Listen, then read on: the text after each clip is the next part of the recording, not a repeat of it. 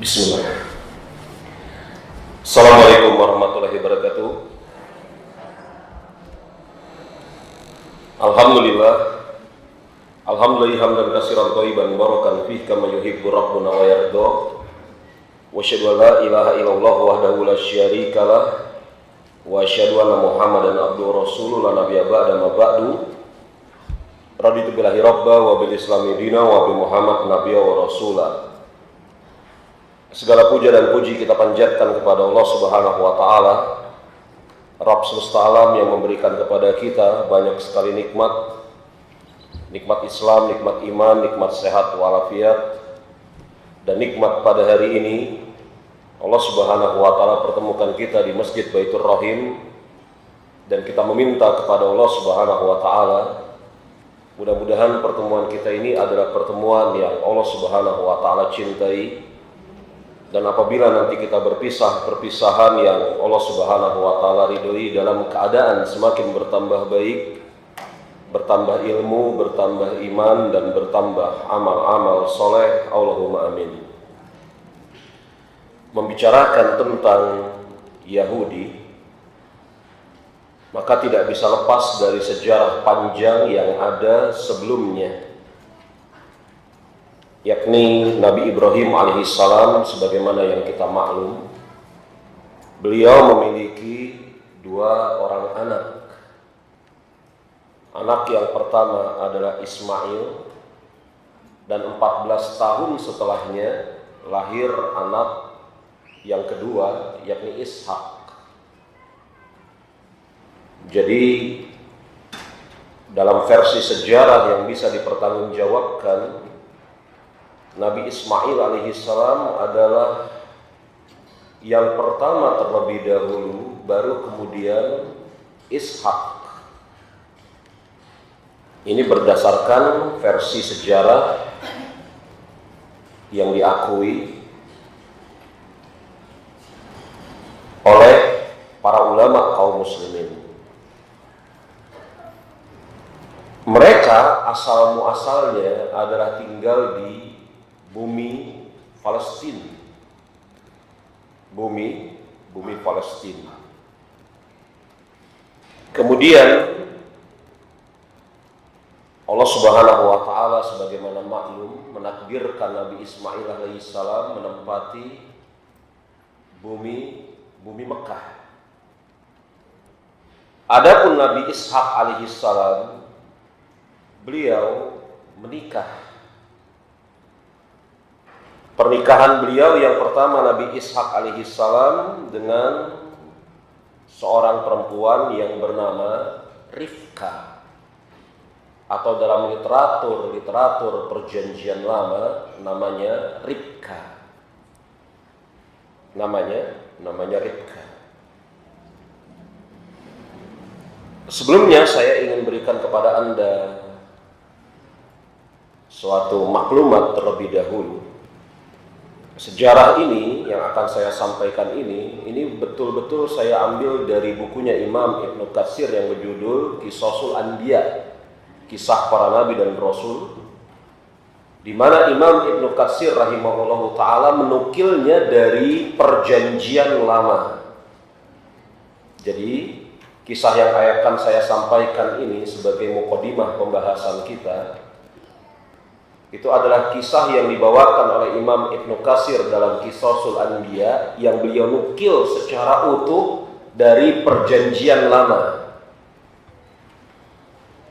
Jadi Nabi Ishak alaihissalam menikah dengan seorang perempuan yang bernama Rifka atau Ribka.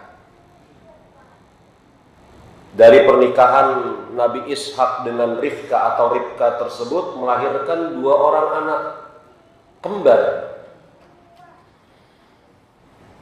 Yang pertama Isyu, dan dia lahir terlebih dahulu. Kemudian yang kedua Yakub. Jadi Nabi Yakub alaihissalam itu adalah anaknya Nabi Ishak, anaknya Nabi Ishak. Dan Nabi Ishak alaihissalam adalah anaknya Nabi Ibrahim alaihissalam. Jadi Yakub bin Ishak bin Ibrahim. Nabi Yakub ini punya saudara kembar yang namanya Isyu, dan dia adalah abangnya yang lahir terlebih dahulu dibanding Nabi Yakub alaihissalam. Jadi lahirlah Isyu terlebih dahulu, tidak lama kemudian lahir Yakub alaihissalam. Akan tetapi ada sifat yang berbeda dari dua orang anaknya Nabi Ishak alaihissalam ini. Isyu adalah laki-laki yang suka akan pekerjaan di luar, berburu, senang bermain di padang pasir dan seterusnya. Adapun Yakub senang di rumah, dia suka membantu ibunya. Yakni Isyu suka berburu, suka bermain di padang pasir, pandai di dalam berburu sehingga kemudian melazimkan badannya besar, ototnya kuat, fisiknya prima. Sedangkan Yakub yang pada saat itu belum menjadi nabi dan rasul, senang di rumah membantu ibunya. Maka dua sifat yang berbeda ini melazimkan kecintaan orang tuanya berbeda. Yakni Nabi Ishak alaihissalam lebih mencintai Isyu, karena Isyu adalah seorang anak yang kuat, pandai berburu dan semisalnya. Sedangkan ibunya, siapa ibunya mereka berdua?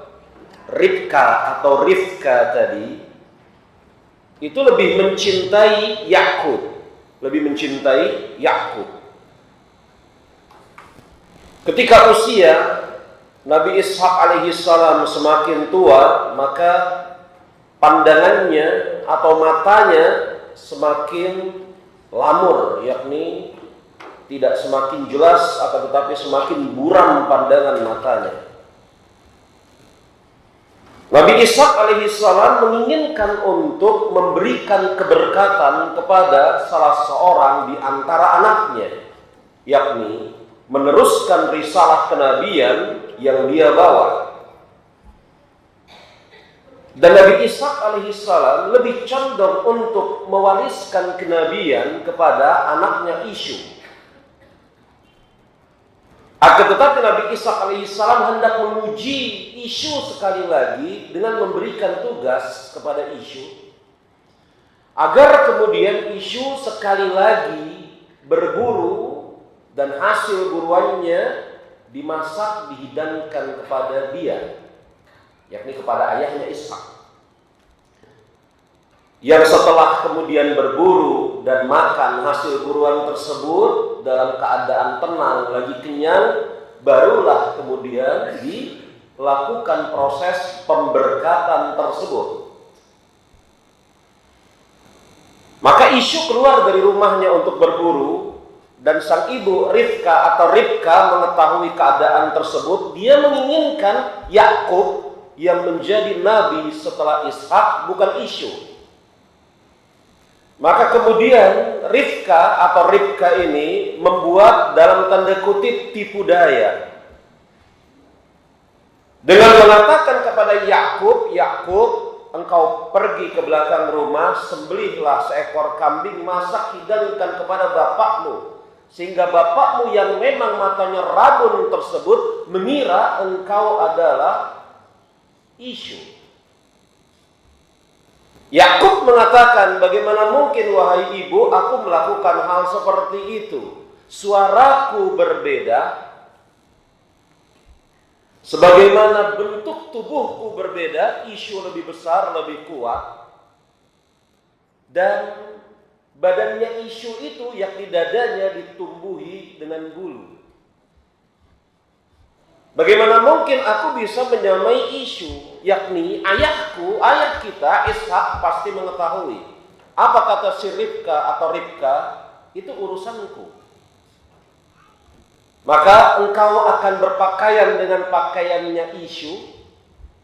Adapun bulu di tubuhmu, di dadamu, maka akan kita akali dengan bulu-bulu domba. Adapun permasalahan suara, maka jangan engkau berbicara sedikit pun kepada bapakmu. Nanti aku yang akan meyakinkan bapakmu bahwasanya betul-betul engkau adalah isu. Maka Yakub setuju.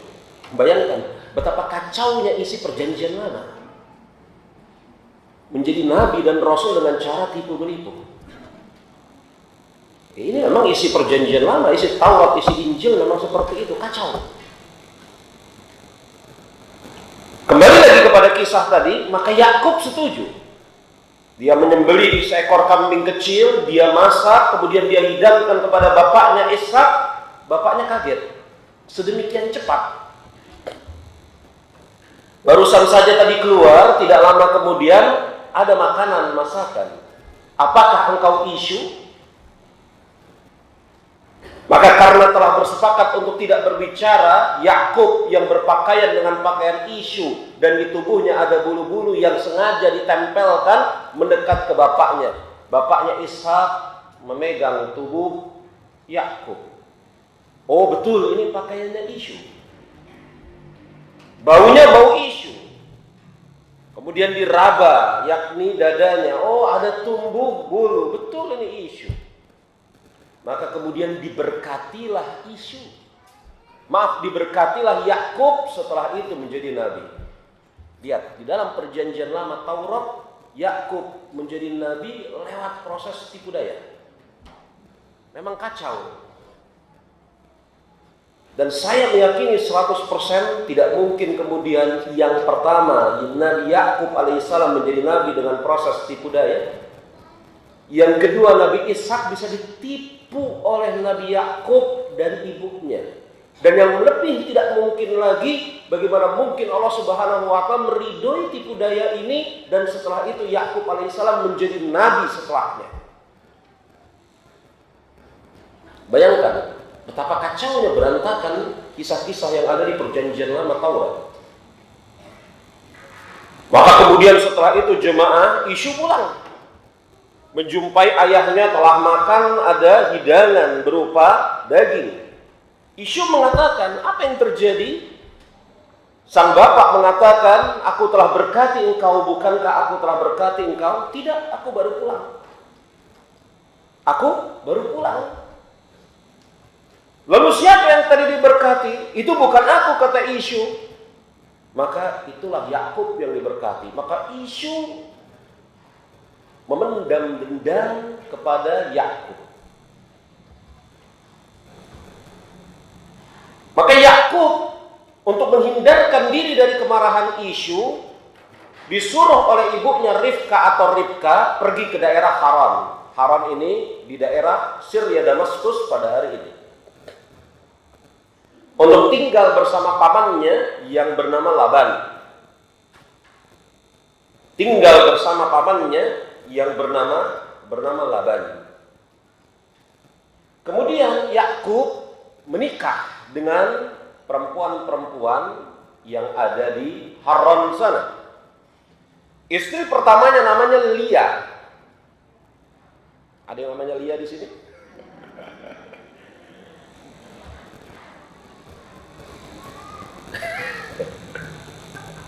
Istri keduanya namanya Rahil. Lia ini seorang perempuan yang tidak cantik, kurus, tidak menarik. Sedangkan Rahil adalah perempuan yang cantik, lagi menarik.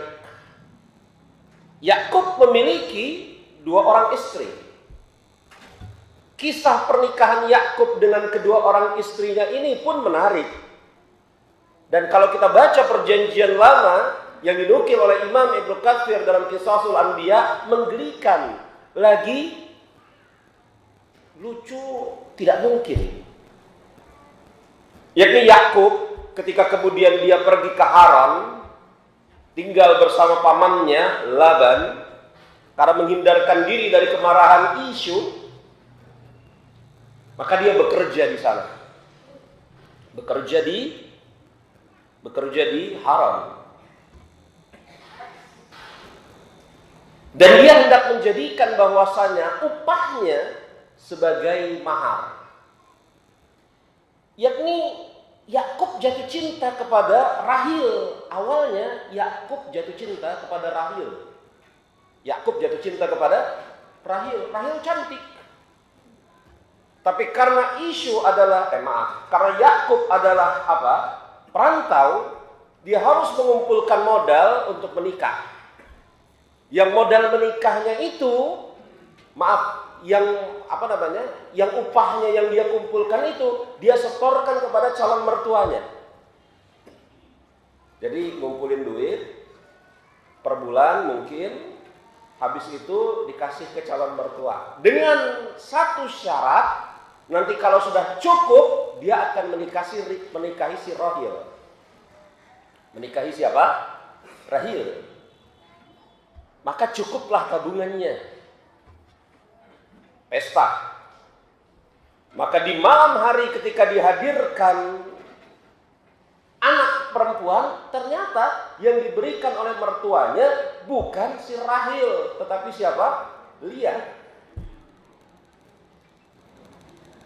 Apa kata Yakub kepada mertuanya? Bagaimana mungkin engkau menyalahi perjanjian? Bukankah kemudian yang telah kita janjikan di hari kemarin adalah aku setelah terkumpul uangku akan menikahi si Rahil?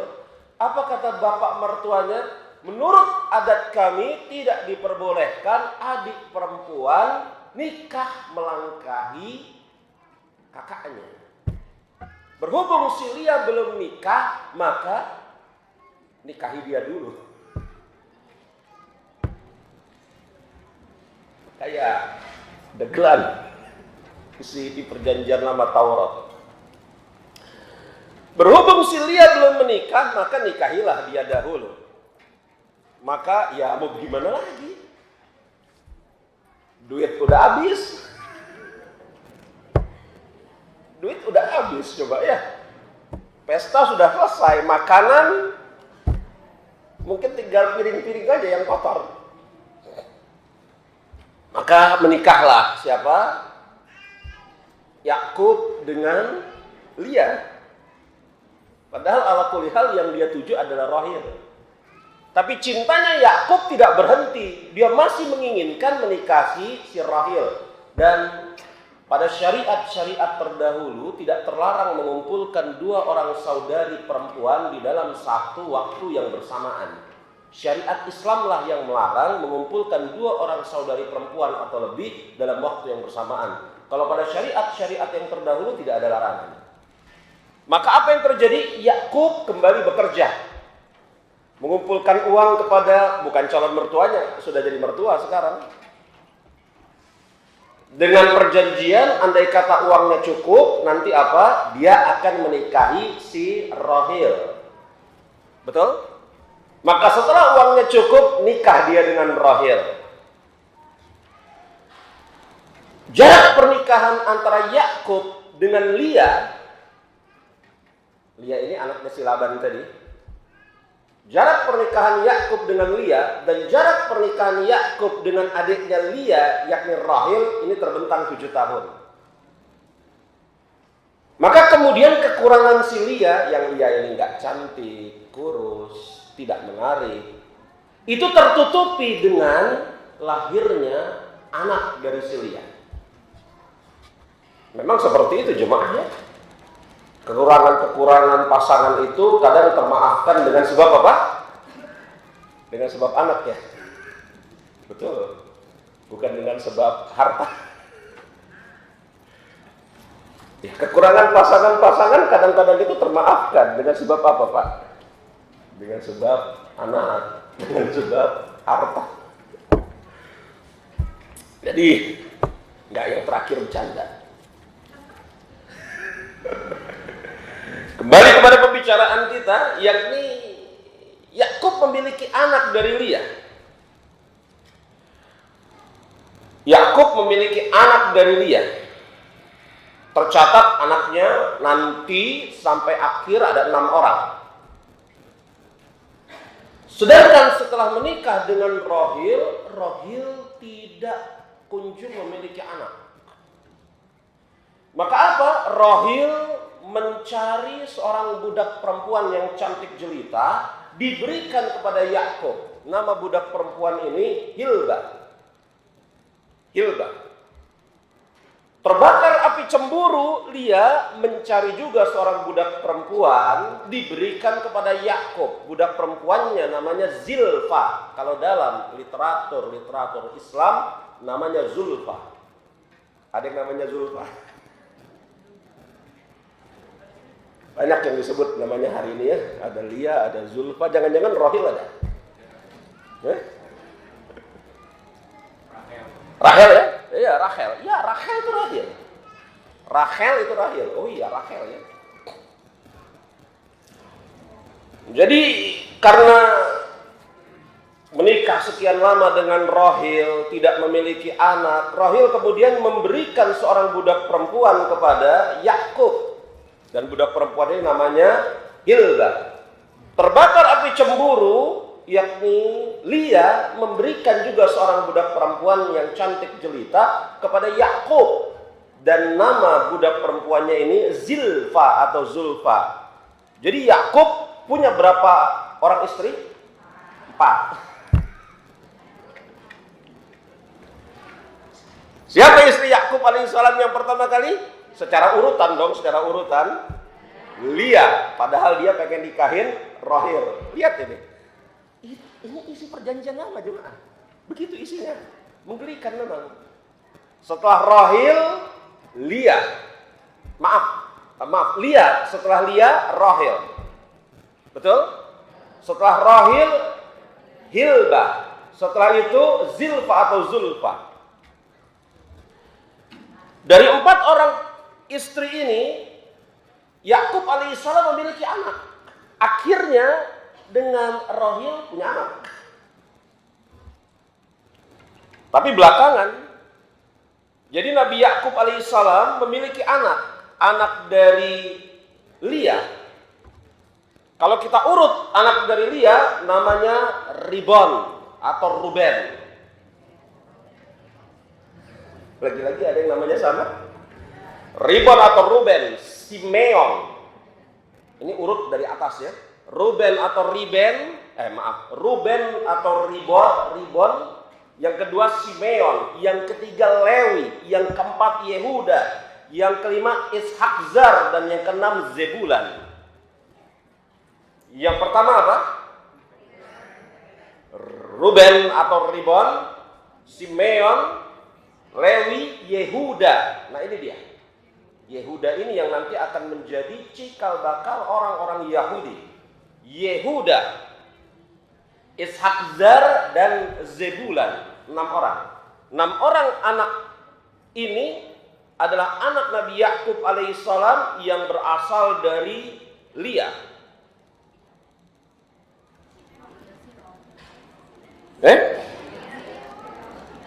Apa? Kenapa? Diulang lagi. Simeon, sudah, ini tidak perlu Anda pusing-pusing, enggak perlu. Saya hanya sampaikan fakta sejarah aja betapa menggelikan isi perjanjian lama. Betapa menggelikan isi perjanjian lama. Jadi anak Nabi Yakub alaihissalam dari Lia ini 6 orang tadi, itu dia namanya. Ruben atau Ribon, Simeon, Lewi, Yehuda, Ishakzar, dan yang keenam adalah Zebulan.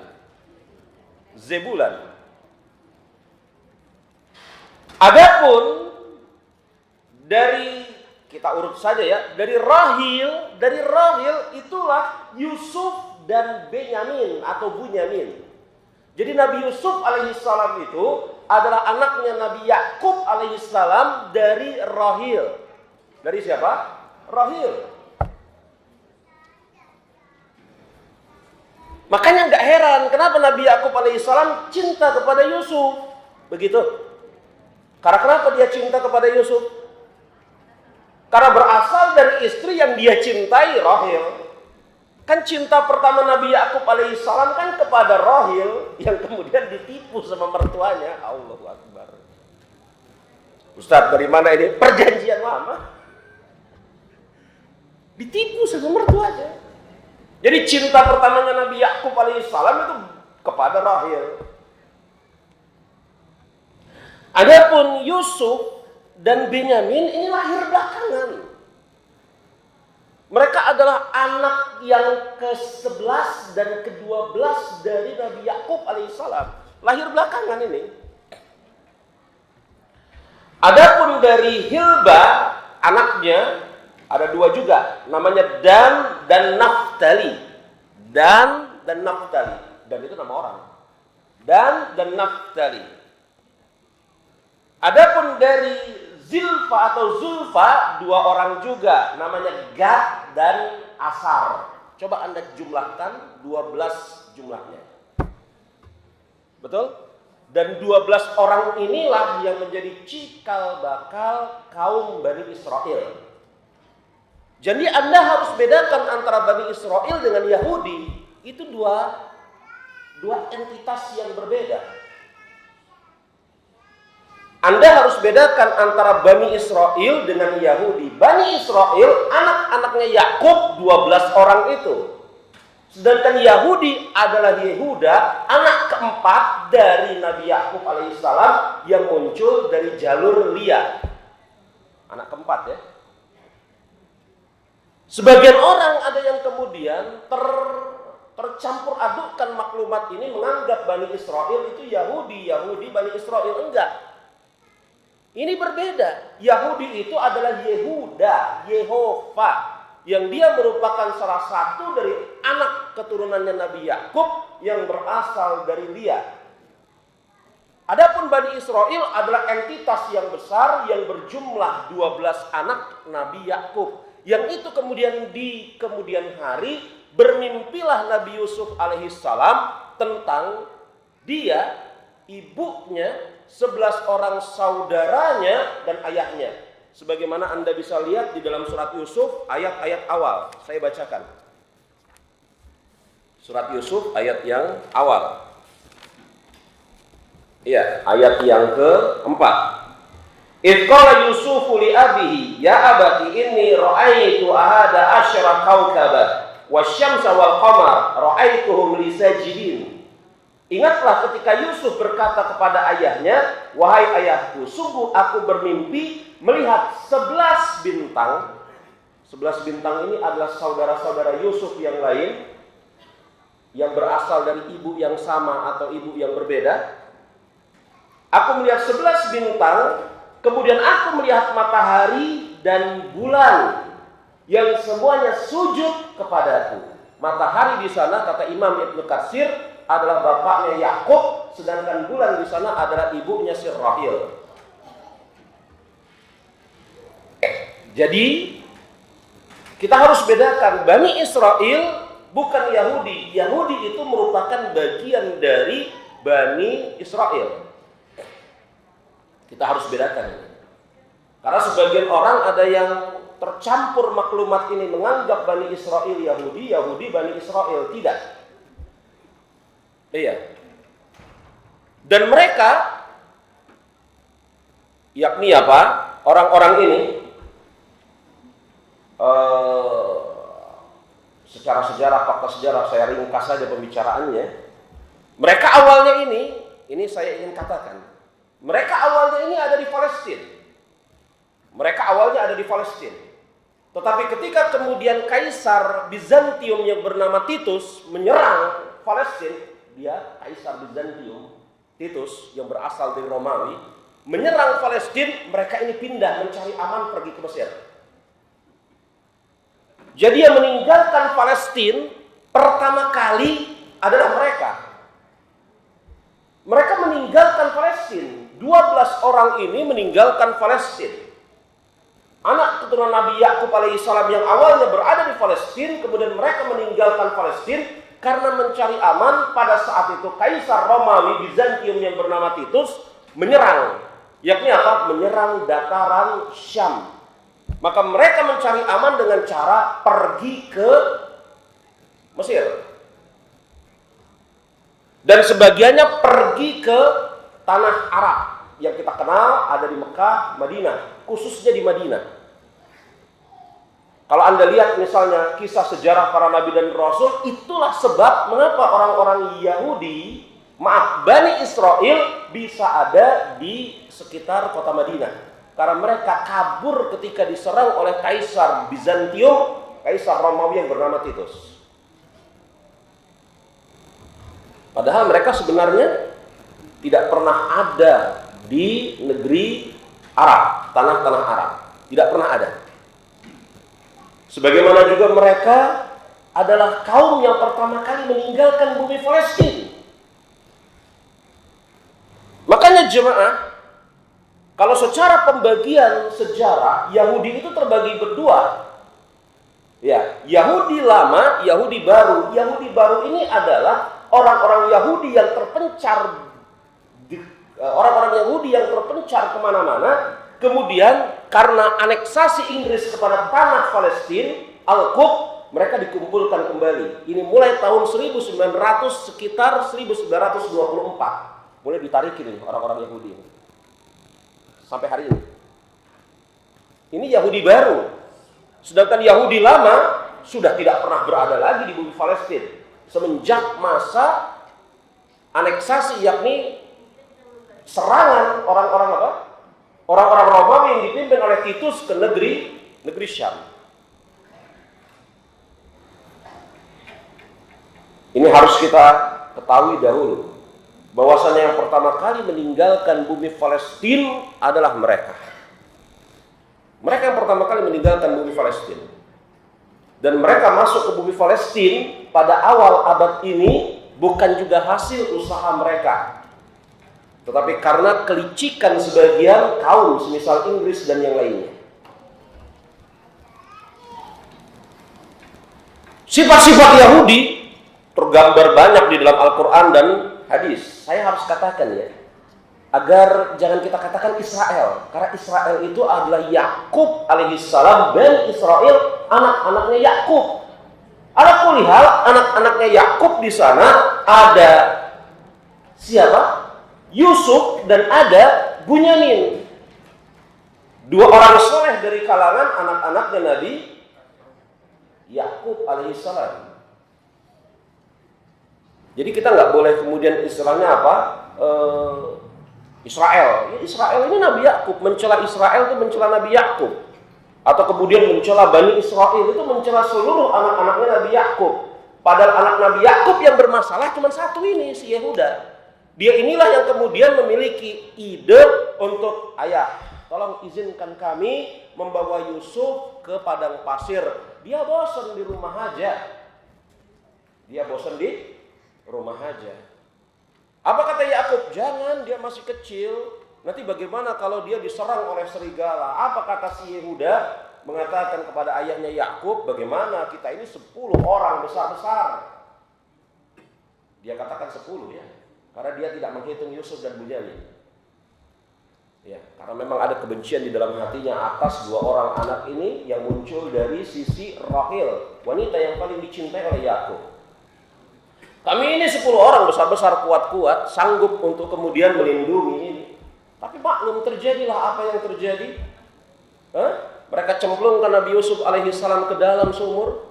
Kemudian ada seseorang atau sekelompok orang yang lewat. Sekelompok orang yang lewat mengangkat timba dari sumur tersebut. Ternyata timba itu berat, Nabi Yusuf lagi bergantungan. Bukannya kasihan orang-orang ini kemudian mengatakan, oh kita ketemu budak, kita jual yuk. Ketemu orang di mana? Ketemu orang tenggelam di mana? Di sumur, bukannya kasihan. Kita ketemu budak ini, kita jual yuk. Apa kata 10 orang ini yang dipromotori oleh Yehuda? Oh, ini budak kami yang kabur. Padahal itu adeknya. Kalian tidak bisa memilikinya kecuali dengan membelinya, walaupun dengan harga yang murah. Intinya pergi aja nih Yusuf jauh-jauh, jangan dekat-dekat bapaknya. Maka dibeli Yusuf, betul? Dibawa kemana? Dibawa ke Mesir. Dijadikan pembantu oleh Aziz.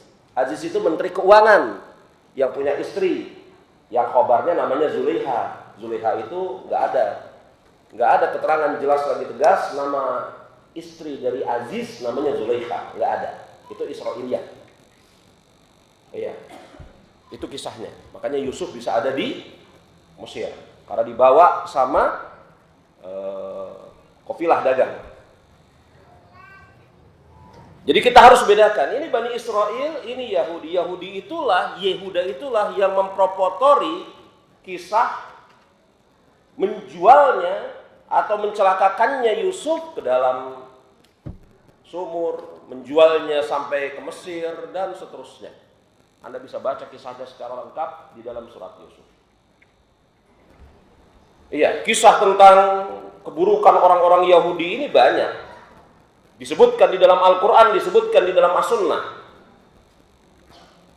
Kalau kemudian datang suatu pertanyaan, buat apa sih kita membahas tentang sifat-sifat Yahudi? Apa faedahnya kita membahas sifat-sifat Yahudi? Maka jemaah rahimani wa rahimakumullah, banyak tujuannya, di antara bentuk tujuannya agar kaum muslimin bisa selamat lagi waspada dari tipu daya dan makar mereka. Agar kaum muslimin bisa selamat dari tipu daya dan makar mereka. Karena siapa yang tidak mengetahui suatu keburukan, maka dia bisa menganggap keburukan tersebut adalah hal yang baik. Ini sebagaimana kemudian ucapan Huzaifah bin Yaman radhiyallahu anhu. Yang Huzaifah bin Yaman radhiyallahu anhu, beliau mengatakan, "Kana nas yas'aluna Rasulullah sallallahu alaihi wasallam 'anil khair." Para sahabat bertanya kepada Rasulullah sallallahu alaihi wasallam tentang perkara-perkara baik. Jadi para sahabat ketika datang kepada Rasulullah bertanya kepada Rasulullah tentang perkara-perkara baik. Amal apa yang paling utama ya Rasulullah? Amal apa yang bisa mendekatkan kami ke surga, menjauhkan kami dari neraka? Tunjukkan kepada kami amal-amal yang baik, amal-amal yang utama. Jadi para sahabat banyak bertanya kepada Rasulullah tentang amal-amal kebaikan. Tapi kata Huzaifah bin Yaman, adapun aku bertanya kepada Rasulullah sallallahu alaihi wasallam anisyar, tentang hal-hal yang buruk. Aku bertanya kepada Rasul tentang hal-hal yang buruk. Jadi kalau para sahabat pada umumnya bertanya kepada Rasul tentang hal-hal yang menghantarkan kepada kebaikan, adapun Huzaifah bertanya kepada Rasul tentang hal-hal yang buruk. Huzaifah menjelaskan alasannya. Apa kata beliau? Akhafu an mudrikani. Aku bertanya tentang perkara-perkara buruk tersebut. Aku khawatir keburukan tersebut aku kerjakan dalam keadaan aku tidak mengetahuinya. Jadi kata Huzaifah, aku bertanya tentang perkara keburukan kepada Rasulullah. Kenapa aku bertanya tentang perkara keburukan kepada beliau? Karena aku khawatir, aku takut, aku mengerjakan keburukan tersebut dalam keadaan aku gak sadar itu perbuatan buruk. Makanya sendi dasar di dalam agama Islam adalah amar ma'ruf sekaligus juga mengingatkan dari perkara yang mungkar untuk ditinggalkan nahi munkar. Karena ada sebagian dakwah yang amar ma'ruf aja. Ketika kemudian dalam bentuk nahi munkar, oh enggak. Jangan, nanti menyebabkan manusia berpecah belah, bla bla bla bla bla bla bla, sekian alasannya. Ini memincangkan sendi dasar agama Islam dakwah. Amar ma'ruf nahi munkar. Memerintahkan kepada yang ma'ruf agar dikerjakan, memperingatkan manusia dari kemungkaran untuk ditinggalkan. Amar ma'ruf nahi munkar. Selalu begitu. Sendi dasar. Yang baik diberitahu untuk dikerjakan, yang buruk juga dikasih tahu agar kaum muslimin waspada. Makanya ketika Rasulullah SAW berkhutbah dalam khutbatul hajah, beliau mengatakan, "Alaikum bisunnati wa sunnati khulafaur rasyidin al-mahdiyyin." Berpeganglah teguh kalian kepada sunnahku dan sunnah khulafaur rasyidin sepeninggalanku. Kemudian Rasul apakah mencukupkan diri dengan itu saja? Tidak. Rasul mengatakan, wa iyyakum wa muhdatsatil umur. Hati-hati kalian dari perkara-perkara yang diada-adakan. Jadi diajarkan ini sunnah Rasul untuk dikerjakan, ini sunnah para sahabat untuk dilakukan. Di sini perkara bid'ah, tinggalkan. Hati-hati. Jadi sebagian kaum muslimin pada hari ini ada yang alergi di dalam mengatakan ini bid'ah. Nanti memecah belah umat, bla bla bla bla bla, macam-macam alasannya. Ini hendak melemahkan sendi dasar ajaran agama Islam. Selalu begitu, amar ma'ruf nahi munkar. Alaikum bisunnati wa iyyakum wal muhdatsatil umur. Selalu begitu, berbarengan. Walaupun mungkin pada suatu saat ini baru itu. Ya. Walaupun mungkin suatu saat ini dahulu baru itu. Tetapi bukan ini dan melumpuhkan yang itu.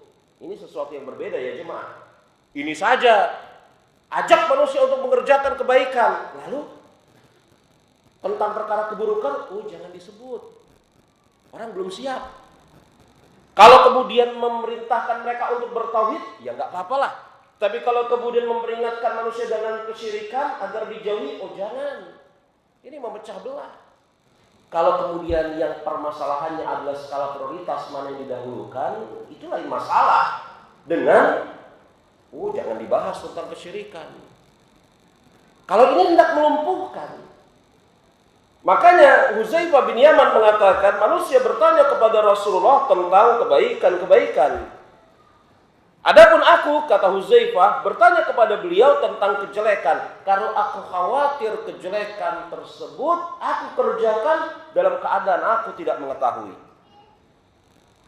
Makanya ketika menjelaskan hadis ini, Imam Ibnu Taimiyah rahimahullahu taala mengatakan, karenanya para sahabat Nabi SAW mereka lebih kuat iman dan lebih semangat di dalam hal-hal yang baik daripada orang-orang setelah mereka, karena mereka mengenal kebaikan dan juga mengenal kejelekan.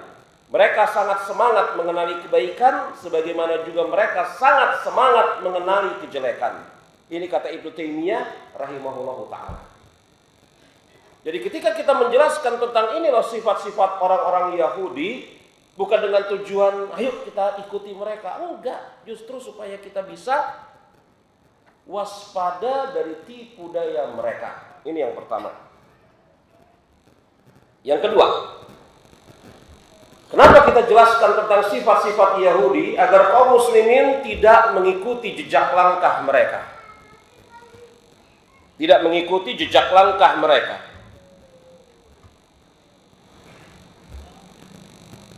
Imam Bukhari dan Imam Muslim meriwayatkan hadis dari sahabat Abu Sa'id Al-Khudri radhiyallahu anhu bahwasanya Rasulullah sallallahu alaihi wasallam bersabda, "La tattabi'una sanana lazina man kana qablakum sibran bisibrin wa zira'an bizira'in." Niscaya kalian akan mengikuti jejak langkah orang-orang sebelum kalian sejengkal demi sejengkal, sehasta demi sehasta. Rasul kita mengatakan, la tattabi'una man sana qablakum sibran bisibrin, zira'an bizira'in. Niscaya kalian akan mengikuti jejak langkah orang-orang sebelum kalian sejengkal demi sejengkal, sehasta demi sehasta. Kemudian Rasul mengatakan, lau dakhala hujran dabbi fadakhaltumuhu. Bahkan andai kata mereka masuk ke dalam lubang biawak padang pasir, kadal padang pasir, maka niscaya kalian akan berusaha untuk masuk juga ke dalamnya. Dob itu biawak atau kadal padang pasir.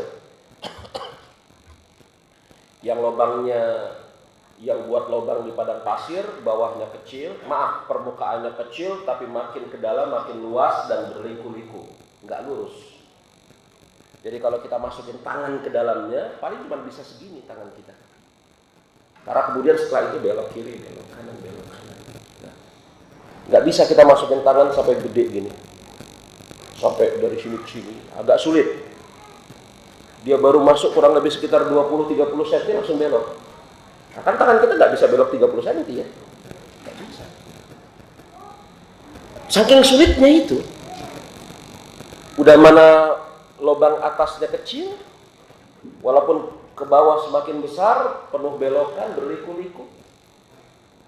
Lubang dop seperti itu, walaupun sedemikian sulitnya, maka sebagian kaum muslimin akan ada yang berusaha untuk mengikutinya, kata Rasul. Niscaya sebagian kalian akan mengikuti jejak-jejak langkah orang-orang sebelum kalian. Sejengkal demi sejengkal, sehasta demi sehasta. Lau dakhulu hujran dobbi fadakhaltumuhu. Bahkan andai kata mereka ini masuk ke dalam lubang biawak padang pasir, kadal padang pasir, niscaya kalian akan mengikutinya. Para sahabat mengatakan, al-Yahud wal Nasara ya Rasulullah. Apakah orang-orang ini yang kalian maksud adalah Yahudi dan Nasrani ya Rasulullah? Rasul mengatakan, faman, siapa lagi kalau bukan mereka. Dan juga memang terbukti ucapan Rasulullah SAW ini. Ada sebagian kaum muslimin yang pada hari ini sudah mulai, bahkan pada hari-hari yang lalu, sudah mulai mengikuti jejak langkah orang-orang Yahudi, orang-orang Nasrani. Ala kulli hal mereka adalah kelompok yang makhdub wa dhalin. Mereka adalah kelompok yang dimurkai oleh Allah Subhanahu wa taala, lagi tersesat. Tetapi ada sebagian kaum muslimin yang mengikuti jejak langkah mereka sedikit demi sedikit.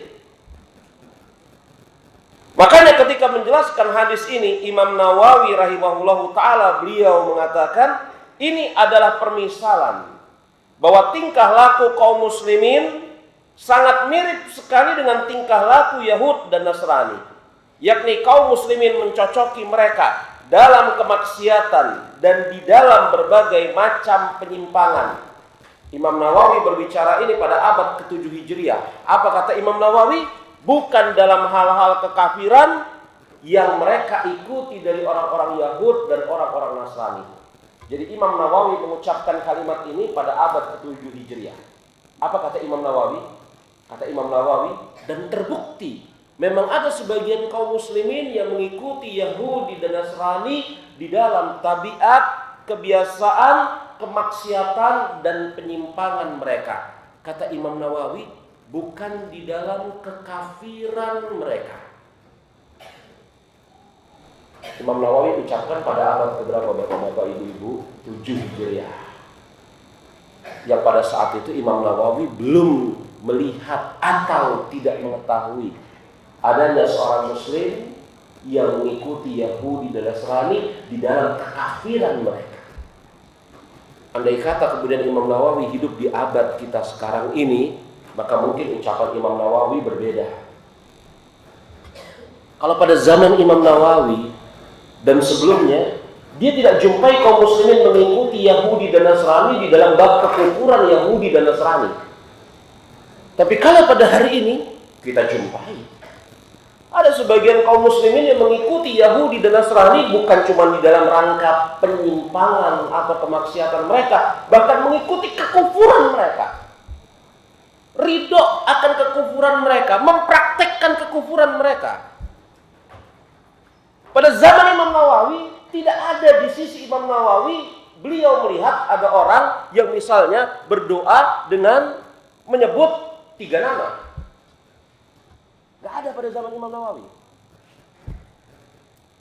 Dengan mengatakan misalnya atas nama Bapa, dan Putra dan Roh Kudus. Gak ada pada zaman Imam Nawawi. Tidak mengikuti kekufuran mereka. Yang diikuti oleh kaum muslimin di pandangan Imam Nawawi pada saat itu adalah kemaksiatan, penyimpangan mereka. Tetapi kekufuran orang-orang Yahud Nasrani tidak diikuti oleh kaum muslimin. Ini pada zaman Imam Nawawi. Coba kalau orang semisal Imam Nawawi bangkit lagi pada zaman ini, kira-kira apa omongan dia? Makanya para ulama jemaah rahimani wa rahimakumullah, sebagian di antara mereka gak pengen hidup lama, pengen cepat-cepat mati. Bukan karena kepedean atas amal yang mereka miliki, karena mereka tahu bahwasanya setiap zaman berlalu maka tidak semakin bertambah baik. Bukannya mereka kepedean atas amal mereka, sebagian di antara mereka berdoa supaya tidak diberikan usia yang panjang. Kalau mereka mengetahui setiap zaman berlalu tidak makin bertambah baik, dan itu kita jumpai. Hari-hari kok nampaknya nggak bertambah baik.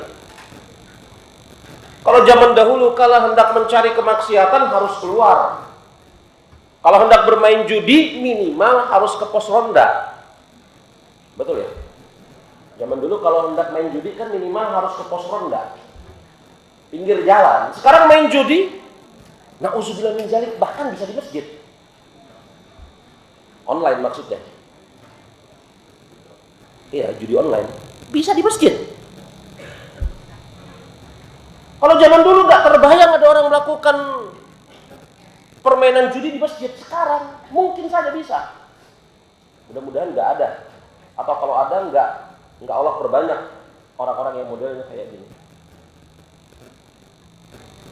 Kayaknya dari hari ke hari tidak semakin baik ini. Yang saya katakan tidak semakin baik ini ditinjau dari sisi usaha kita untuk menjaga keislaman, keimanan. Kata Imam Nawawi, yakni kaum muslimin mencocoki mereka dalam kemaksiatan dan berbagai penyimpangan, bukan dalam hal-hal kekufuran. Dari sahabat Abdullah bin Umar, semoga Allah Subhanahu wa taala meridhai beliau mengatakan bahwasanya Nabi SAW bersabda, "Man tashabbaha biqaumin fahuwa minhum." Siapa yang menyerupai suatu kaum, maka dia termaksud bagian dari mereka. Ketika menjelaskan ucapan ini, Imam Ibnu Taimiyah mengatakan, "Anna musyabbahata fil umuri dhahirati turithu tanasuban wa tashabuhan fil akhlaqi wal a'mali wa lihadza nuhina an musyabbihatil kuffar." Kata Imam Ibnu Taimiyah rahimahullahu taala, beliau mengatakan ketika menjelaskan hadis man tasyabbaha biqaumin fahuwa minhum, kata Ibnu Taimiyah, keserupaan dalam perkara lahiriah itu bisa membawa pengaruh pada keserupaan di dalam akhlak dan amalan. Jadi yang Rasul katakan man tasyabbaha biqaumin fahuwa minhum itu keserupaan dalam masalah lahiriah. Siapa yang menyerupai suatu kaum, yakni secara zahir dia menyerupai suatu kaum, maka dia termaksud kaum tersebut. Lalu bagaimana lagi kalau penyerupaan ini bukan secara zahir semata-mata, tetapi telah merasuk ke dalam hati dan diyakini. Kalau misalnya seseorang berdoa kepada Allah Subhanahu wa taala dengan membuat gerak-gerakan, semisal gerakan-gerakan yang dilakukan oleh orang-orang Yahudi dan Nasrani, itu kan zahir ya, tampilan, itu termaksud mereka. Apalagi kalau kemudian gerakan-gerakan tersebut ketika dibuat diyakini, kan lebih buruk. Keserupaan secara penampilan saja dicela oleh Rasulullah SAW, apalagi keserupaan di dalam penampilan yang kemudian juga diimani di dalam hati. Makanya kata Ibnu Taimiyah, Syekhul Islam, beliau mengatakan keserupaan dalam lahiriah bisa membawa pengaruh pada keserupaan dalam akhlak dan amalan. Oleh karena itu kita dilarang menyerupai orang-orang kafir di dalam penampilan lahiriah. Karena mau tidak mau akan membawa pengaruh ke dalam hati. Kemudian yang ketiga, dan ini yang paling penting sebenarnya. Kenapa kita mengetahui atau harus mengetahui sifat-sifat Yahudi dan Nasrani yang nanti akan kita sebutkan di antara sifat-sifat mereka? Agar apa? Agar kaum muslimin tidak meletakkan kecintaan dan loyalitas kepada mereka. Jangan sampai kaum muslimin meletakkan kecintaan dan loyalitas kepada orang-orang Yahudi ini. Dan kayaknya yang model kayak gini jemaah kok semakin lama semakin digerus. Ada sebagian kaum muslimin ya yang merasa girohnya terpanggil, kecemburuannya terpanggil, walaupun mungkin dengan mengambil sikap memboikot. Ya memang mungkin boikot tidak membawa pengaruh yang signifikan atas mereka mungkin ya. Tapi saya rasa kok ya nampaknya ada pengaruh juga ya. Tiba-tiba di sana ada kaum muslimin yang lain nyinyir, ngeledek, ngetawain. Hah? Ini salah meletakkan loyalitas dan kecintaan. Ketika kemudian semua kaum muslimin di muka bumi ini sedang berduka dengan sebab maklum agresi Yahudi kepada tanah Palestina, Rafah, Gaza sana. Tiba-tiba kemudian ada sebagian orang Islam yang datang ketemu sama pemimpin-pemimpin negara Israel, Yahudi, cengar-cengir. Hah? Ini salah meletakkan kecintaan dan loyalitas. Adapun kepada orang-orang Islam, mereka Masya Allah sangarnya luar biasa. Salah meletakkan loyalitas, kecintaan. Padahal Allah Subhanahu wa Ta'ala mengatakan la tajidu qauman yu'minuna billahi wal yawmil akhir yuwadduna man hadallahu wa rasulahu. Tidak akan mungkin kalian jumpai orang yang beriman kepada Allah dan Rasulnya serta hari akhir saling berkasih sayang dengan orang-orang yang memusuhi Allah dan Rasulnya.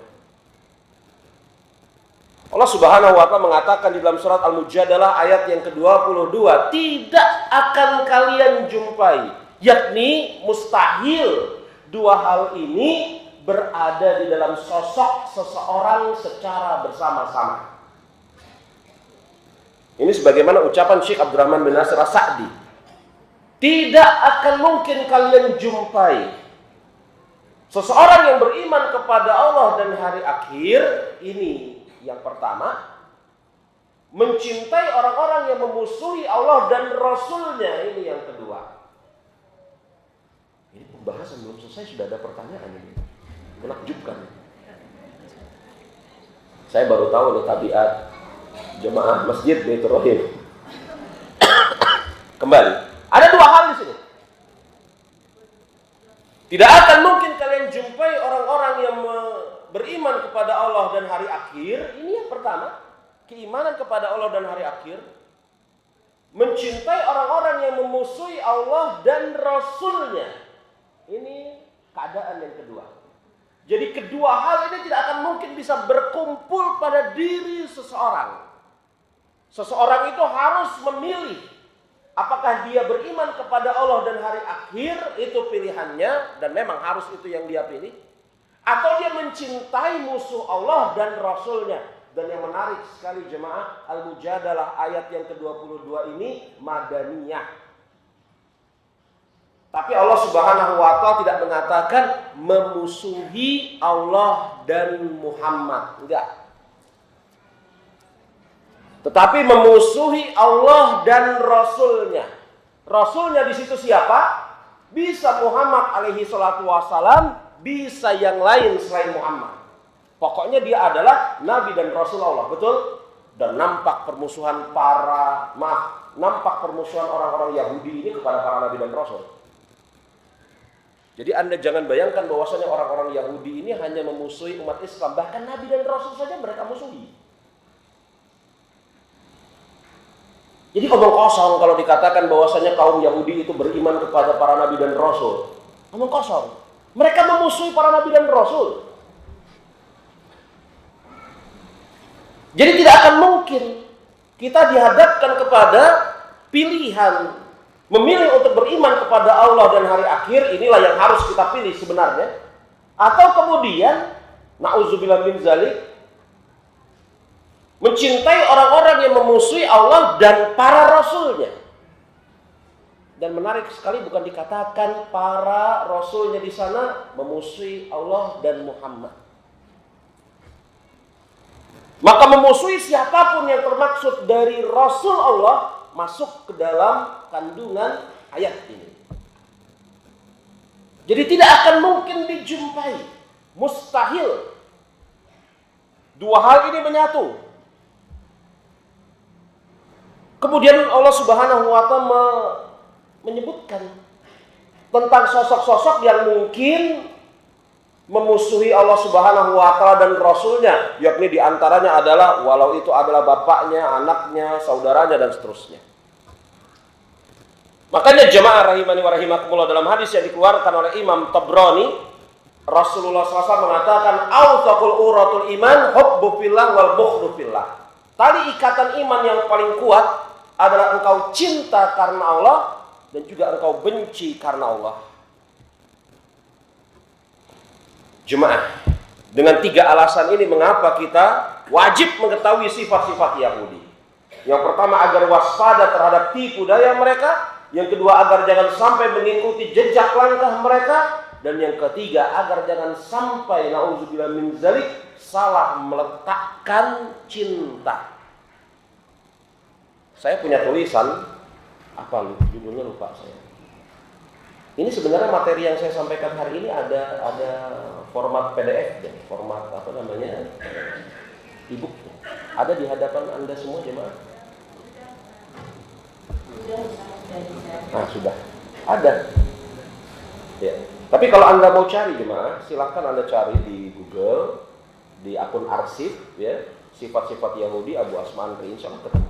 Dalam format PDF, silahkan antum download. Di dalam akun arsip saya itu ada tulisan saya, kurang lebih hampir 150 tulisan saya. Anda bisa lihat di sana. Saya punya tulisan judulnya apa ya? Dengan sebab apa kita mencintai? Atau apa, lupa saya judulnya. Kira-kira begitulah. Kalau nggak ketemu nanti setelah taklim nanti saya tunjukin. Ini dengan tiga alasan ini mengapa kita wajib mengetahui sifat-sifat orang-orang Yahudi. Agar waspada dari tipu daya mereka, itu yang pertama. Agar jangan sampai mengikuti jejak langkah mereka, itu yang kedua. Dan yang ketiga, agar jangan sampai salah meletakkan loyalitas. Loyalitas kita adalah kepada kaum muslimin, bukan kepada mereka. Loyalitas kita adalah kepada kaum muslimin, bukan kepada mereka. Kalau pada konsep atau keadaan hari ini, loyalitas kita adalah kepada orang-orang Palestina, bukan kepada mereka. Betul, orang-orang Palestina tidak maksum. Sebagian di antara mereka mungkin tidak mengerjakan sholat 5 waktu. Sebagian mereka mungkin tidak menggunakan jilbab bagi perempuannya. Sebagian mereka mungkin akidahnya nggak lurus. Betul. Tapi loyalitas kita jangan salah pada titik ini. Kita dihadapkan kepada berloyal kepada bangsa Palestina atau berloyal kepada mereka. Memang betul, orang-orang Palestina nggak maksum. Persis kayak kita juga nggak maksum. Kita banyak salah sebagaimana mereka juga banyak salah. Tetapi pada titik ini, maka loyalitas kita harus kita arahkan kepada bangsa Palestina. Kan begitu? Jangan salah menempatkan loyalitas. Karena bagaimanapun keadaan orang-orang di Palestina sana, mereka Muslim yang mencintai Allah dan Rasulnya secara global dan beriman kepada Allah dan hari akhir. Walaupun mungkin di sana ada kekeliruan di dalam masalah ibadahnya, akidahnya. Nah, itu tugas kita bersama-sama untuk membenahinya. Tetapi jangan sampai kemudian kekeliruan mereka tersebut menjadikan mata kita buta dan kemudian kita meletakkan loyalitas kepada bangsa yang secara asas dari awal keliru, bahkan rusak, bangsa Yahudi. Kita sebutkan beberapa di antaranya sifat-sifat Yahudi yang Anda bisa lihat di dalam Al-Qur'anul Karim. Di antaranya, kaum Yahudi ini adalah orang-orang yang paling keras permusuhannya terhadap kaum muslimin. Sebagaimana Allah Subhanahu wa taala berfirman di dalam surat Al-Maidah ayat yang ke-82, "La tajidana asyaddan nasi adawatan lil ladzina amanu yahuda wa ladzina asyraku." Maka akan kamu jumpai, wahai Muhammad, orang-orang yang paling keras permusuhannya terhadap orang-orang yang beriman adalah orang-orang Yahudi dan orang-orang musyrik. Allah Subhanahu wa taala sebutkan di dalam surat Al-Maidah ayat yang ke-82 bahwasanya orang-orang yang paling keras permusuhannya kepada kaum muslimin di antaranya adalah orang-orang Yahudi. Kalau kemudian bangsa Palestina yang notabene masih sesama manusia saja mereka perlakukan dengan sedemikian buruk, jangan heran. Bahkan Allah Subhanahu wa taala pun Rabb mereka perlakukan dengan tata cara yang buruk. Anda jangan heran kalau kemudian orang-orang Palestina mereka perlakukan dengan tata cara buruk seperti ini. Bahkan Allah Subhanahu wa taala Rabb mereka perlakukan dengan tata cara yang buruk. Anda lihat surah At-Taubah ayat ke-30. Bagaimana kemudian mereka mengatakan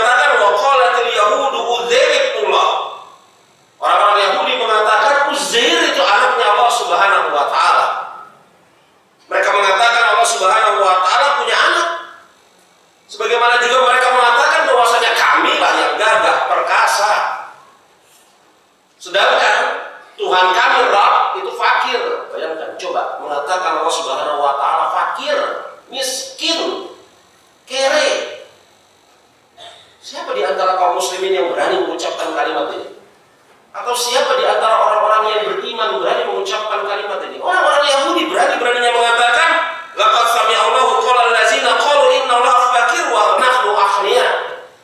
Dan sungguh Allah telah mendengar perkataan sebagian manusia yang mengatakan Allah itu miskin, fakir, kere, yang kaya kami. Yang ngomong kayak ini orang-orang Yahudi. Ini sebagaimana Anda bisa lihat di dalam surat Ali Imran ayat yang ke-181.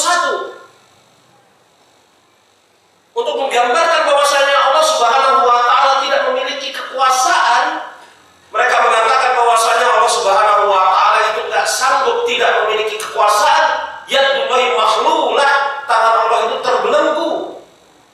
Bayangkan coba. Untuk mengatakan bahwasanya Allah Subhanahu wa taala yang maha perkasa, maha kuat, itu tidak memiliki kekuasaan. Mereka celah bahwasanya Allah itu tangannya terbelenggu. Anda bisa lihat di dalam surat Al-Maidah ayat yang ke-64. Wa qalatil yahud yadullahi makhlulah. Orang-orang Yahudi mengatakan tangan Allah itu terbelenggu. Gak bisa berbuat apa-apa, terpenjara. Dan Anda bisa tahu ya, namanya tangan terbelenggu, dirantai, atau kemudian diborgol. Ini siapa yang tangannya terbelenggu, dirantai, diborgol ini? Kalau bukan budak atau pelaku kriminal. Begitu orang Yahudi mengatakan, wa qalatil yahud yadullahi makhlulah. Orang-orang Yahudi mengatakan tangan Allah itu terbelenggu, terborgol. Sebagaimana kemudian, ya,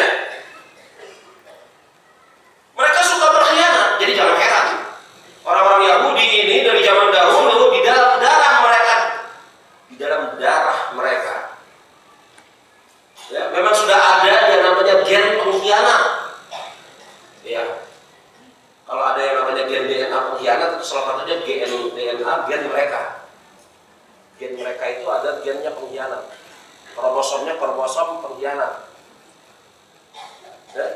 Kan si Yehuda mengatakan kepada bapaknya, tenang ayah, ini kami ajak main nih si Yusuf sama Bunyamin, ngosong dia di rumah aja. Jangan, kata Yakub. Nanti kalau di luar sana dia diserang oleh serigala, mati. Enggak, kami akan jaga anak ini dengan sebaik-baiknya. Kalau ada serigala yang hendak mendekati Yusuf, kita kan 10 orang. Gitu ya? Kata siapa? Si Yehuda. Ngomong kepada bapaknya. Apa yang dilakukan oleh Yehuda? Dia yang memprovokasi saudara-saudaranya yang berjumlah 9 untuk apa? Si Benyamin kita umpetin, si Yusuf kita cemplungin ke sumur. Kita bilang aja sama bapak kita, dia mati diterkam oleh serigala. Gen pengkhianat. Kalau manusia kromosomnya itu XXXY, mereka bukan tambah 1. XXXY, X pengkhianat. Iya. Sebagaimana Allah Subhanahu wa taala juga mengatakan di dalam surat Al-Maidah ayat yang ke-13, "Fabima naqdihim mitsaqahum la'annahum wa ja'alna qulubuhum qasiyah yuharifuna kalima an mawadihi." Tetapi mereka melanggar perjanjiannya. Berjanji pada Rasulullah SAW, udah kita nggak bikin gara-gara ini. Sudah kami berjanji nggak mau bikin gara-gara di kota Madinah ini, kata mereka. Ya, kami berjanji kami nggak bikin gara-gara di kota Madinah ini. Kita jaga ketertiban supaya kota Madinah ini kondusif. Kata Bani Quraisyah kepada Rasulullah SAW. Tapi mereka meneropong celah untuk membatalkan perjanjian ini. Mereka kirim beberapa orang dari suku mereka untuk menghasut suku-suku Arab. Ya kan? Mereka kirim, padahal mereka berjanji untuk menjaga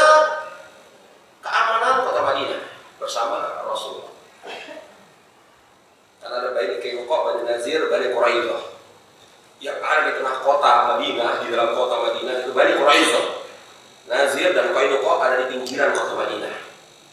Si Bani Qainuqa ini, Bani Quraisyah ini bersepakat sama Rasulullah untuk menjaga ketertiban kota Madinah. Tapi mereka mencari cara, gimana caranya untuk mengusir kaum muslimin dan kembali menempati kota Madinah menjadi penguasa tunggal kota Madinah. Mereka cari cara. Maka petualang-petualang Bani Quraisyah kirim orang-orang satu ke sana, satu ke sana, satu ke sana, satu ke sana. Orang-orang ini datang ke kabilah-kabilah Arab untuk kemudian menghasut orang-orang Arab, manas-manasin orang Arab dan segala macam. Padahal mereka terikat perjanjian damai dengan Rasul. Maka orang-orang Arab ini kemudian juga terhasut, ya setan dengan setan, kemudian berkumpul. Orang-orang musyrikin Arab ini Quraisy ini berkumpul dengan orang-orang ini.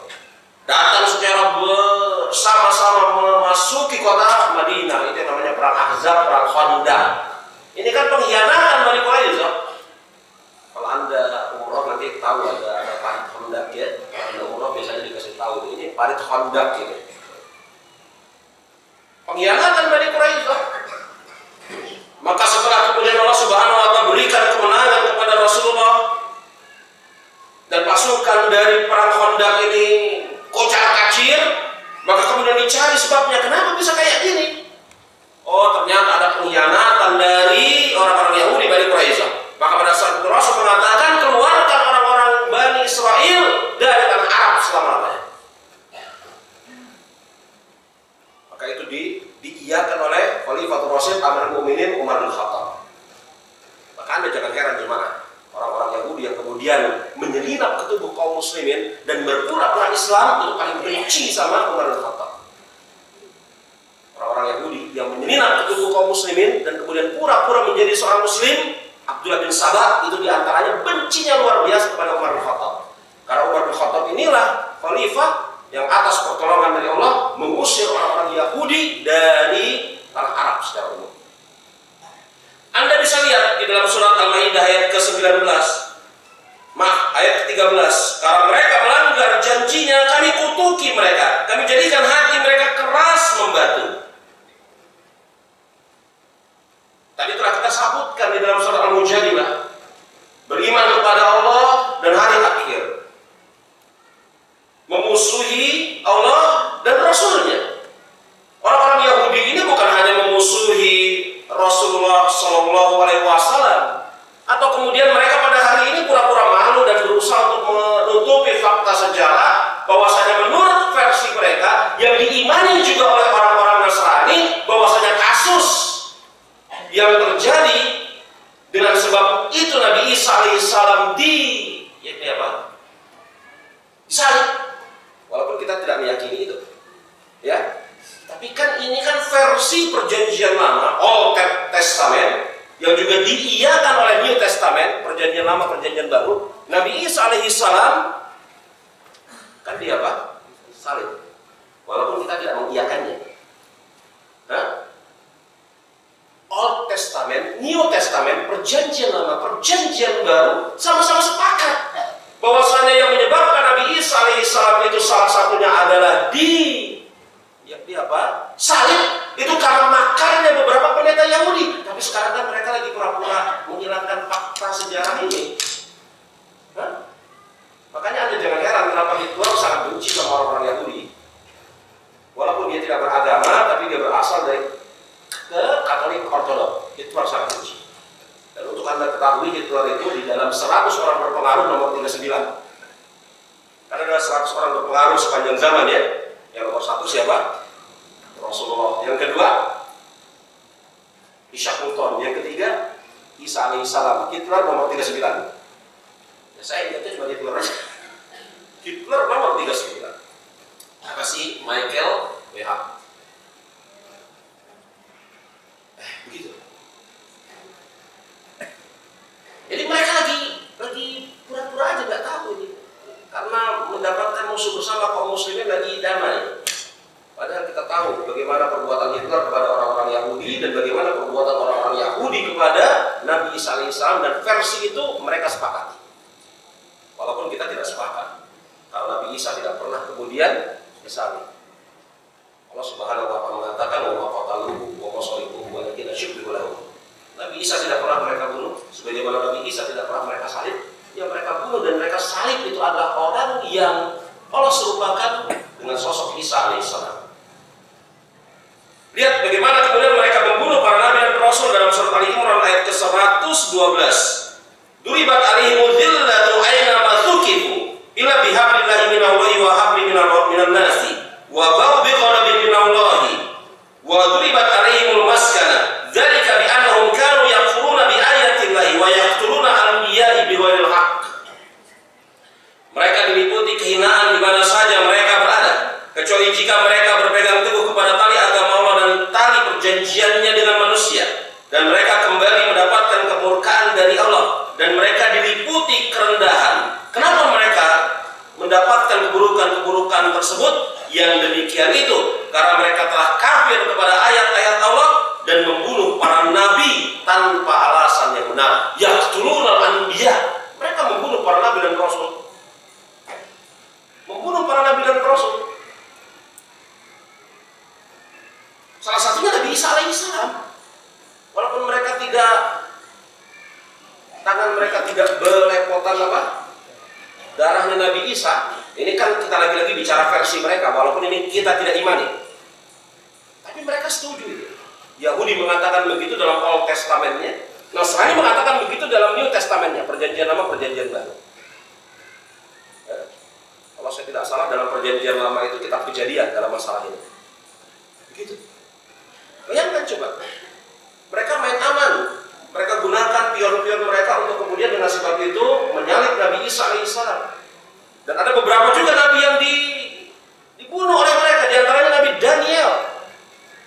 Nabi Daniel ini adalah nabi yang mereka bunuh. Nauzubillah min dzalik. Ada seorang nabi yang namanya Daniel, yang kuburnya itu pernah ketemu pada masa pemerintahan Umar bin Khattab radhiyallahu anhu. Ini dibunuh oleh kaum Yahudi. Lihat bagaimana kemudian ucapan mereka kepada Nabi Musa alaihissalam ketika Nabi Musa alaihissalam mengajak mereka untuk berperang melawan Fir'aun. Apa kata mereka? Udah, kita duduk di sini aja. Faqatilu anta wa rabbuk. Sana pergi, engkau sama Tuhanmu. Perang. Kita duduk aja santai. Kalau engkau betul-betul utusan Allah, begitu kira-kira maksud mereka, maka niscaya Tuhanmu akan membantumu. Ini ucapan Imam Bukhari. Ketika mereka mengatakan pergi engkau bersama Tuhanmu berperang, kami duduk saja di sini, padahal yang mengajak mereka untuk berperang adalah Nabi Musa melawan Fir'aun. Betul? Maka kata Imam Bukhari, mereka mengatakan pergi engkau bersama Tuhanmu. Kalau betul engkau adalah utusan Allah, maka niscaya Tuhanmu tidak akan menyediakanmu, akan membantu.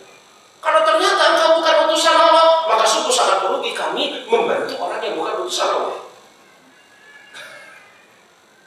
Parah memang, kaum itu kaum yang parah gimana? Maka pergi Nabi Musa alaihissalam bersama pasukannya yang jumlahnya nggak banyak memerangi Fir'aun, yang setelah itu Allah Subhanahu wa Ta'ala berikan kemenangan dengan sebab terbelahnya itu 12 laut, terbelahnya lautan menjadi 12 jalur. Ya, jadi laut yang dibelah oleh Nabi Musa itu bukan satu jalur, tapi 12 jalur untuk memberikan kepada 12 anak keturunan Nabi Yakub alaihissalam melewati masing-masing. Yang mengikuti Nabi Musa, yang jumlahnya juga nggak banyak dibanding yang tertinggal. Di antara sifat mereka adalah tidak melarang hal yang mungkar. Mereka tidak melarang hal yang mungkar, bahkan mereka menggalakkan, menyemangati manusia untuk mengerjakan kemungkaran.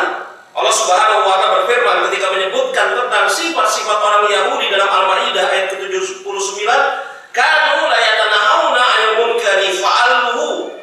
Mereka satu sama lain tidak melarang dari tindakan mungkar, bahkan mereka melakukannya, menganjurkannya, menyemarakkannya.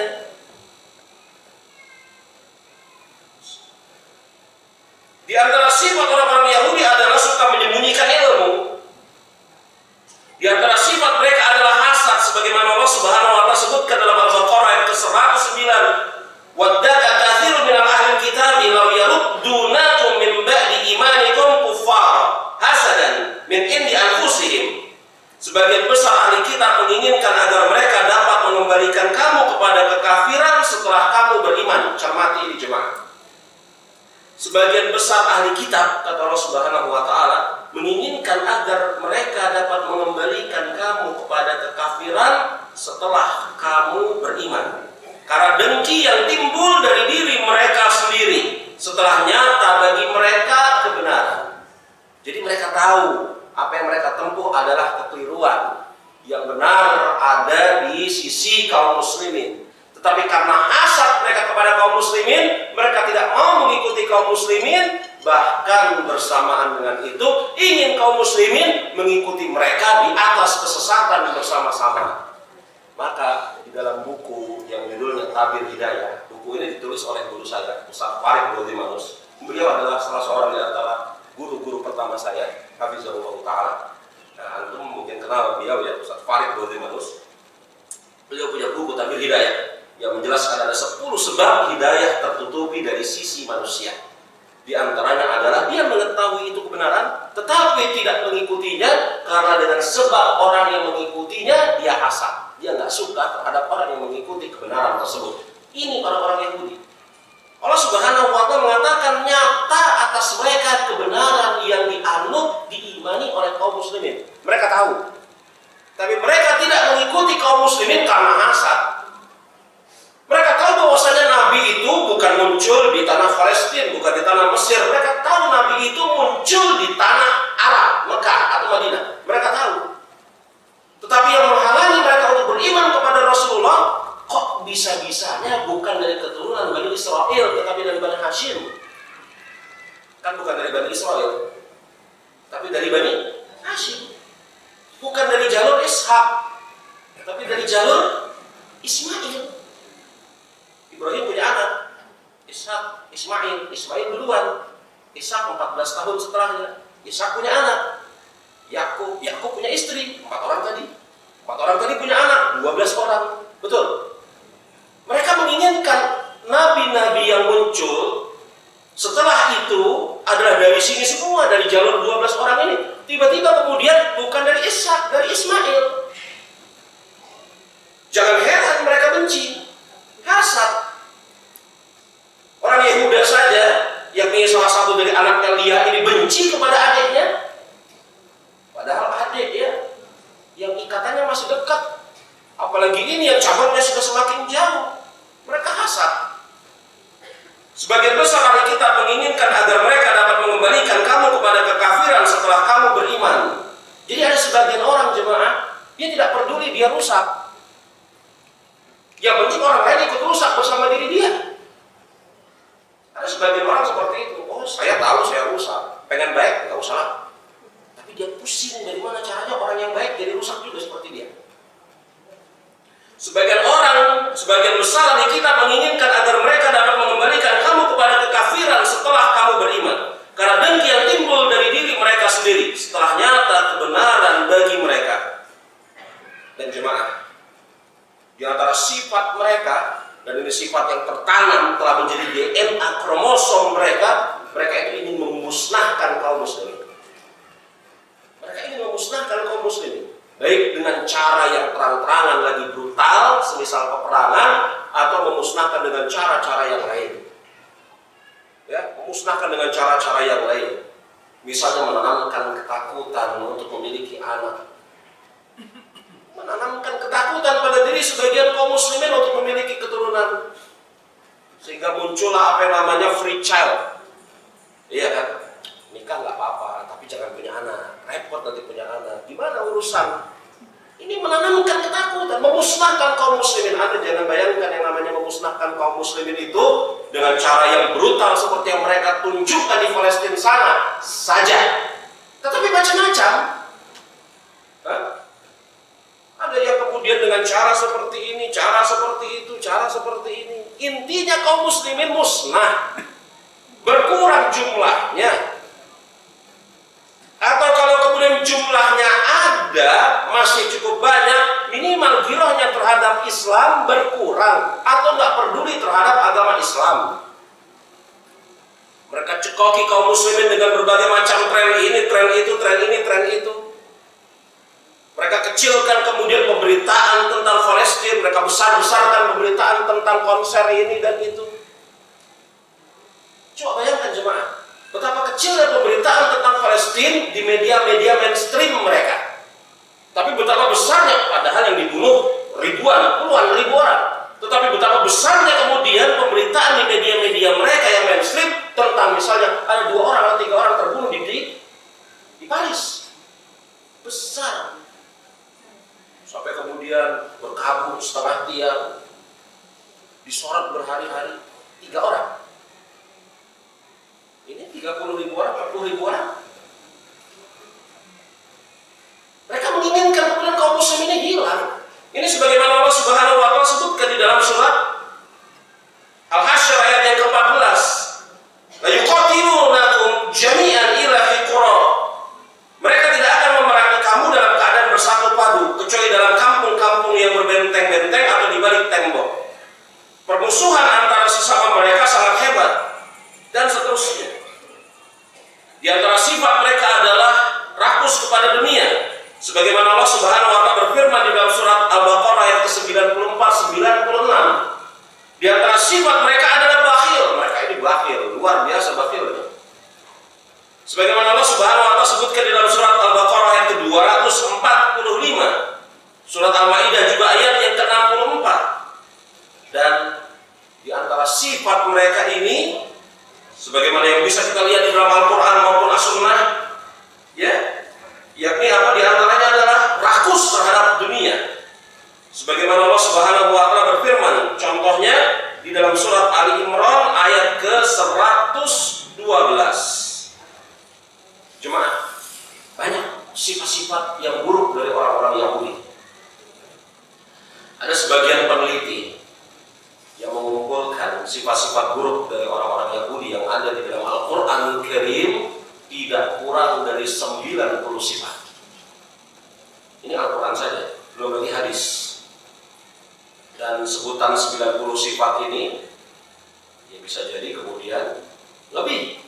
Kata apa yang berhasil dikumpulkan oleh beliau 90. Bisa jadi juga ada yang beliau luput, 90 sifat buruk orang-orang Yahudi. Yang apabila kita memperhatikan sifat-sifat buruk tersebut satu saja, apalagi lebih dari satu, maka niscaya yakni apa? Kita jadi mengetahui bahwasanya mereka ini memang betul-betul pantas untuk dimurkai oleh Allah Subhanahu wa Ta'ala. Sekaligus menjelaskan kepada kita betapa hinanya mereka, lalu tidak masuk akalnya seseorang kalau dia adalah seorang muslim yang condong memiliki kecintaan, loyalitas, atau kemudian kagum terhadap mereka. Permusuhan kaum muslimin dengan Yahudi itu tidak semata-mata tanah Palestina. Saya katakan di mana? Permusuhan kaum muslimin terhadap bangsa Yahudi itu tidak semata-mata karena dengan sebab tanah Palestina. Tanah Palestina ini kecil lah. Saya bukan hendak meremehkan perjuangan kaum muslimin di Palestina, enggak. Saya ulang, permusuhan kaum muslimin dengan bangsa Yahudi ini bukan semata-mata tanah Palestina. Tetapi permusuhan kaum muslimin kepada Yahudi ini adalah permusuhan di dalam bab akidah. Kebencian mereka kepada para nabi dan rasul, tipu daya mereka, pengkhianatan mereka, makar mereka terhadap kaum muslimin secara umum. Dan di antaranya adalah tanah Palestina. Ini harus saya sampaikan agar jangan sampai kemudian begini, ada kesan kita harap ini terjadi. Allahumma amin. Kaum muslimin di Palestina sana dikembalikan haknya. Kita harap ini ya, kaum muslimin di Palestina sana dikembalikan haknya. Itu hak mereka kok. Mereka tinggal di sana dalam keadaan damai. Entah orang-orang Yahudi ini kemana, bukan urusan saya juga. Sebelum amat. Yang penting jangan masuk ke negeri-negeri kaum muslimin. Pergi saja, misalnya ke negeri-negeri kafir yang sependapat sama mereka. Kan sebenarnya mudah saja ya. Yang penting jangan masuk ke negeri-negeri kaum muslimin dan orang-orang Yahudi. Mau kemana? Bukan urusan buat saya. Jangan masuk ke Indonesia, jangan masuk ke Yaman, jangan masuk ke Saudi Arabia, jangan masuk ke Mesir, jangan masuk ke Maroko, masuk ke mana ya terserah, pokoknya jangan masuk ke negeri-negeri kaum muslimin. Kalau kemudian Palestina telah mendapatkan kedamaian, dikembalikan haknya kepada mereka, bukan berarti permusuhan kaum muslimin dengan orang-orang Yahudi berhenti. Karena permasalahan kaum muslimin dengan Yahudi yang di tanah Palestina itu hanya satu permasalahan. Permasalahan kita dengan mereka itu banyak. Permasalahan akidah, permasalahan perang ideologi. Dan itu tak berhenti. Bahkan permasalahan akidah, perang ideologi ini lebih halus. Kalau permasalahan perang dalam artian seperti di Palestina terbuka. Tapi permasalahan digerus akidah kaum muslimin, dihilangkan rasa cinta kepada sesama kaum muslimin dan lebih loyal kepada mereka, ini kok kayaknya juga menyerang sebagian kaum muslimin yang ada di negeri ini. Dan itu lebih halus dan yang lebih mengkhawatirkan, yang menjadi tonggak di sini bahkan adalah tokoh-tokoh Islam sendiri. Semoga Allah Subhanahu wa Ta'ala menjaga kaum muslimin di mana saja mereka berada dan menghinakan musuh-musuh mereka, dan Allah Subhanahu wa Ta'ala sungguh sangat sanggup untuk melakukan itu semua. Allahu a'lam bishawab.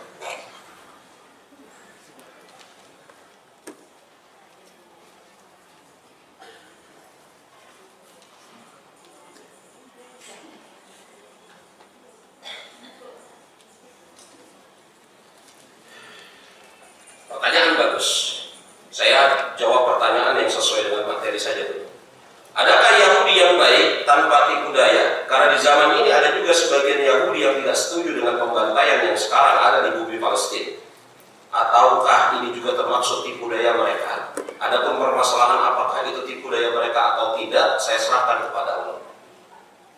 Ya, tetapi apakah ada orang-orang Yahudi yang baik?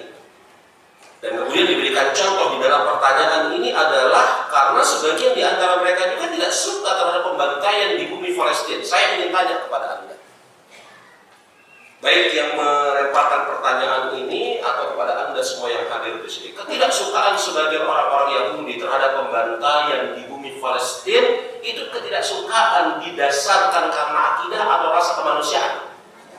Sudah aku jawab. Beres ya? Makanya saya katakan permasalahan kaum muslimin dengan Palestina ini bukan permasalahan tanah semata-mata. Bukan. Permasalahan tanah Palestina itu hanya satu masalah dari sekian banyak masalah. Orang-orang Yahudi yang tidak setuju atas pembantaian kaum muslimin di Palestina ini bukan tidak setuju yang dilandasi atas dasar akidah, kepercayaan, tapi atas dasar kemanusiaan. Hah?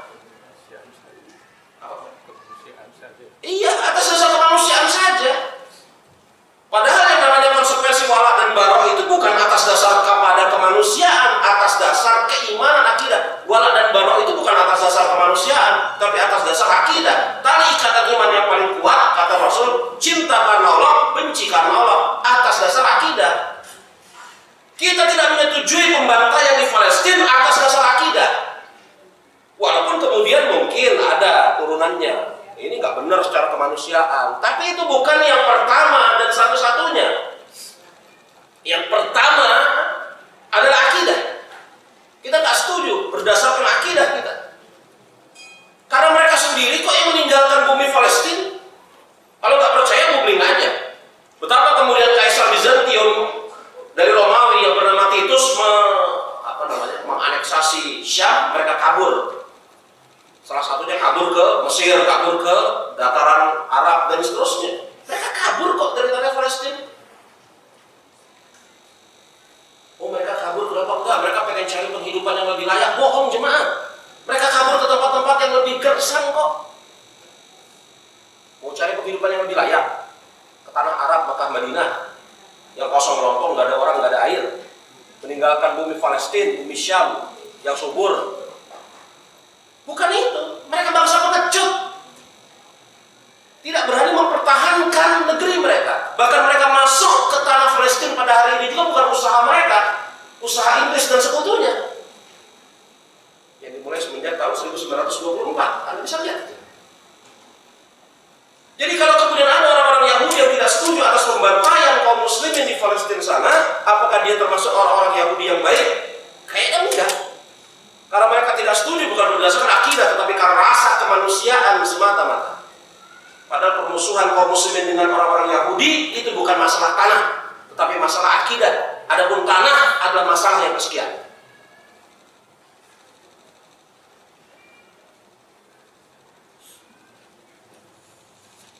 Ada yang panjang pertanyaannya, Masya Allah. Mungkin nulisnya dari rumah yang sepanjang buku.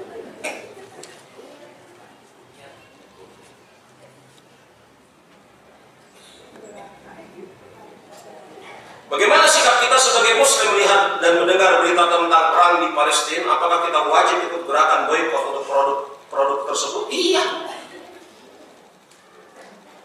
Memboikot produk-produk Yahudi? Iya. Sudah barang tentu yang kita mampu menjumpai substitusinya. Karena ada produk-produk mereka yang tidak bisa kita jumpai substitusinya. Nggak ada gantinya. Mau gimana lagi kalau nggak ada gantinya? Tapi kalau ada gantinya dan kita tinggalkan juga. Kalau ada gantinya, kita tinggalkan. Kalau nggak ada gantinya, tetapi tidak bermadarat kita tinggalkan, ya kita tinggalkan. Ngapain beli ayam fried chicken? Mendingan beli aja ayam pinggir jalan dari abang-abang, selesai kan? Rasanya sama, harganya lebih murah. Nah ini kan kesempatan yang baik juga bagi kita sebagai pelaku bisnis kaum muslimin untuk kemudian bergerak, iya kan? Dan boikot ini membawa pengaruh banyak gerai mereka yang tutup kok. Dan perkataan boikot kepada produk mereka ini bukan ucapan saya saja, ucapan banyak orang, ucapan para ulama, ucapan ustaz-ustaz kita boikot. Sampai kapan? Sampai kemudian ya dirasa cukup. Boikot. Tapi ingat ya, memboikot produk itu penting. Tapi yang paling penting dari itu adalah memboikot pemahaman mereka. Pemahaman Yahudi ini dimasukkan secara masif. Semisal itu dari child free, pergaulan bebas, nggak ngerti halal haram. Ini juga harus kita boikot. Pemahaman Yahudi.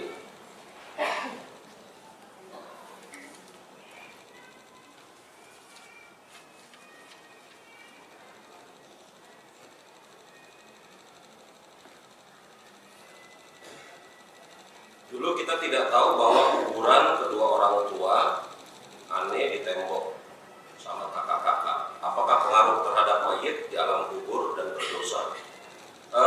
Para ulama menjelaskan di dalam masalah ini, kalau orang tua berwasiat setelah mati kemudian kuburnya di tembok, ditinggikan, diberikan hiasan-hiasan di atas kuburannya.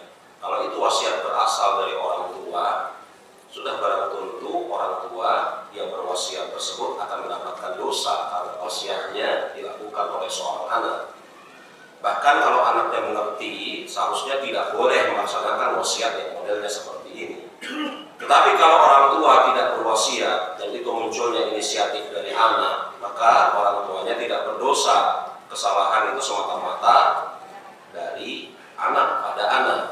Lalu setelah anaknya mengerti bahwasanya itu salah apa yang dilakukan, ya bongkar hiasan-hiasan, lampu-lampu segala macam di atas kuburan. Lalu apa yang dilakukan? Bongkar, bertaubat kepada Allah Subhanahu wa taala dengan taubat yang nasuha. Insyaallah Allah Subhanahu wa taala terima taubatnya.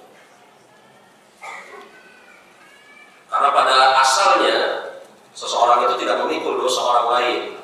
Hukum asalnya begitu. Seseorang tidak memikul dosa orang lain terkecuali dia yang mengajarkannya atau dia mencontohkannya atau dia yang menunjukkannya atau kemudian dia melihat orang lain melakukan perbuatan dosa, dia sanggup untuk ingkari tapi dia diam, maka dia memikul dosa orang yang melakukan perbuatan dosa tersebut. Penduduk Palestina saat ini keturunan dari anak Yakub yang mana kebanyakannya?